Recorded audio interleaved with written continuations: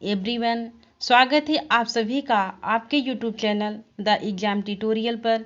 जिन लोगों ने चैनल को अभी तक सब्सक्राइब नहीं किया है ज़रूर कर लेंगे, बेल आइकन को प्रेस कर लेंगे, जिससे हमारे वीडियो का आने वाला नोटिफिकेशन आपको सबसे पहले मिलेंगे। दोस्तों, यूपी SSS के द्वारा मुख्य सेविका एग्ज़ाम आयोजित किया जाएगा। अब यह ज़्यादा समय नहीं है मुख्य सेविका के एग्ज़ाम में। इसको देखते हुए हम लोग 60 नोट्स के रूप में तैयार करेंगे और प्रैक्टिस सेट भी करना है। अगर आप लोग को प्रैक्टिस सेट भी करना है तो आप लोग कमेंट करें और बताएं, इसके बाद हम प्रैक्टिस सेट भी स्टार्ट करेंगे।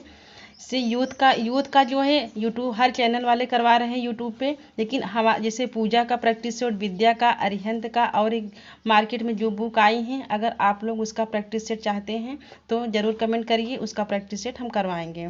चलिए आगे देखते हैं मुख्य सेविका की भूमिका और जिम्मेदारियाँ।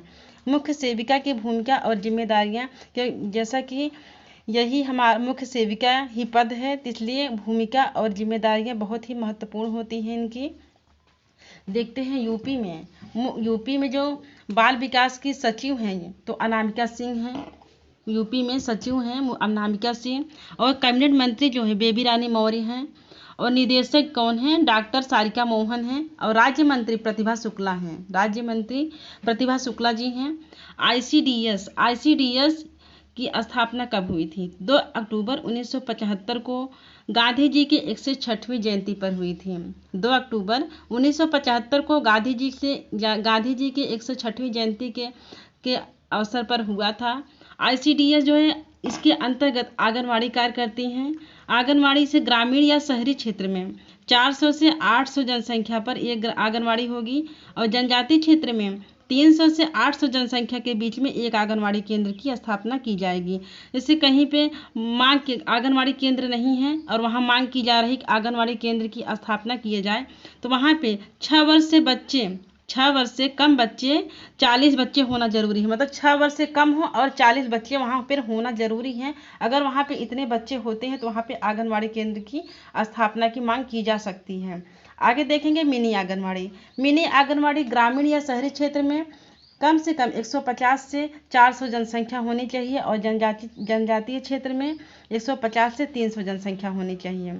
और आईसीडीएस योजना के तहत 6 सेवाएं आती हैं, जिससे पूरक पोषण योजना, स्कूल पूर्व और औपचारिक शिक्षा, रोग प्रतिरक्षण, चौथा है पोषण और स्वास्थ्य शिक्षा, स्वास्थ्य जांच और परामर्श सेवाएं। पूरक पोषण के अंतर्गत कौन कौन कार्य करती हैं? आंगनवाड़ी काम करती हैं, और आंगनवाड़ी सहायिका जो होती हैं ये पूरक पोषण के अंतर्गत कार्य करती हैं। स्कूल पूर्व और गैर औपचारिक शिक्षा में केवल आंगनवाड़ी कार्य करती हैं, और रोग प्रतिरक्षण में एएनएम और एमओ होते हैं। पोषण और स्वास्थ्य शिक्षा में आंगनवाड़ी कार्य होती हैं, एएनएम होते हैं और एमओ होते हैं। स्वास्थ्य जांच में कौन कौन होता है? आंगनवाड़ी कार्यकर्ती होती हैं, एएनएम होते हैं और एमओ होते हैं।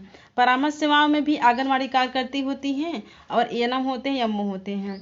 रोग प्रतिरक्षण, स्वास्थ्य जांच और परामर्श सेवाएं, ये तीनों स्वास्थ्य प्रणाली के माध्यम से नेशनल रूरल हेल्थ मिशन, स्वास्थ्य और परिवार कल्याण विभाग द्वारा प्रदान की जाती है। आगे देखेंगे इसमें कौन कौन से बच्चे आईसीडीएस योजना के तहत जो लाभार्थी हैं, इसके अंतर्गत कौन कौन आते हैं? बच्चे हैं, किशोरी बालिकाएं हैं, महिलाएं हैं, गर्भवती महिलाएं हैं और धात्री महिलाएं हैं। बच्चों में कौन कौन से हैं? जो 0 से 6 माह तक के बच्चे आते हैं, 7 माह से 3 वर्ष तक के बच्चे आते हैं, और 3 से 6 वर्ष तक के बच्चे आते हैं। और किशोरी बालिकाएं होती हैं। महिलाओं में जो 15 से 45 वर्ष की महिलाएं होती हैं ये इसके लाभार्थी हैं, और गर्भवती महिलाएं हैं और धात्री महिलाएं हैं। मुख्य सेविका के क्षेत्र हैं, तो मुख्य सेविका कितने क्षेत्रों के अंतर्गत कार्य करती है? तो 8 क्षेत्र हैं। यह बहुत ही इंपॉर्टेंट है, इसको जरूर आप लोग तैयार कर लीजिएगा। ये चैप्टर ही बहुत इंपॉर्टेंट है। आईसीडीएस के अंतर्गत जितने आते हैं और मुख्य सेविका के हैं, ये सब सारे आप लोग तैयार कर लीजिएगा। यहाँ से आपको 1-2 क्वेश्चन तो जरूर मिलेंगे ही। मुख्य सेविका के जो 8 क्षेत्र हैं, पहला है प्रशासन, दूसरा पर्यवेक्षण है, तीसरा प्रशिक्षण और अधीनस्थों को शिक्षा जारी रखना, और सीडीपीओ को मदद करना, मतलब कोई भी जानकारी हो सीडीपीओ को प्रदान करना, उनको सहायता करना, और आंगनवाड़ी कार्यकर्ता की मदद करना भी इनका कार्य है, सेवाएं प्रदान करना, संपर्क और संलग्नता और मूल्यांकन। अब फंडिंग क्या क्या है? फंडिंग से केंद्र और राज्य के बीच फंडिंग जो होता है 40 अनुपाते 60/40 होता है पूरक पोषण को छोड़कर। मतलब 60% केंद्र देगा और 40% राज्य देगा। और पूरक पोषण में क्या है, 50-50 का, क्योंकि खाने में ज़्यादा पैसा खर्चा होता है, इसलिए आधा केंद्र देगा और आधा राज्य देगा। आगे है उत्तर पूर्वी राज्यों। उत्तर पूर्वी राज्य में 90 और 10 का अनुपात है। 90% केंद्र खर्चा करेगा और 10% उत्तर पूर्वी राज्य खर्चा करेगा। थैंक यू दोस्तों, वीडियो को लाइक एंड सब्सक्राइब करें। और आपको यह वीडियो कैसा लगा ज़रूर कमेंट करेंगे, क्योंकि आपका कमेंट ही हमारा मोटिवेशन होता है और आपका लाइक ही बहुत ज़रूरी होता है। थैंक यू दोस्तों।